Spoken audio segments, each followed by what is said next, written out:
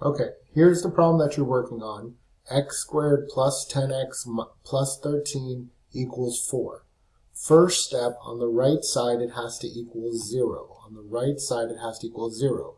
So I'm going to subtract 4 from the right side because 4 minus 4 is 0. But if I subtract 4 from the right side, I have to subtract 4 from the left side of the equals. So then we have x squared plus 10x. 13 minus 4 is 9.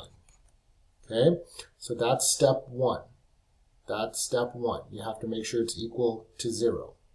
Then you're going to label the number in front of x squared is a, and that will be a 1. If there's no number in front, it's assumed to be 1.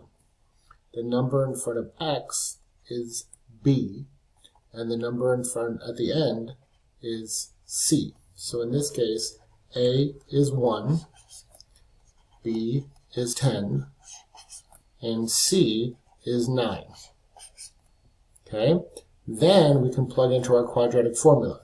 X equals negative b plus or minus the square root of b squared minus 4ac all over 2a. So x equals negative b is 10 plus or minus the square root b is 10 minus 4 times a is 1, c is 9, all over 2 times a is 1. So where there's a b, I put 10, where a, I put 1, and where there's a c, I put 9.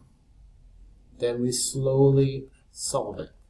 We have negative 10 plus or minus square root. 10 squared is 100 minus 4 times 1 is 4, 4 times 9 is 36, all over 2 times 1 is 2. So then we have x equals negative 10 plus or minus the square root. Now 100 minus 36 is 64 over 2. The square root of 64 is 8. So negative 10 plus or minus 8 over 2.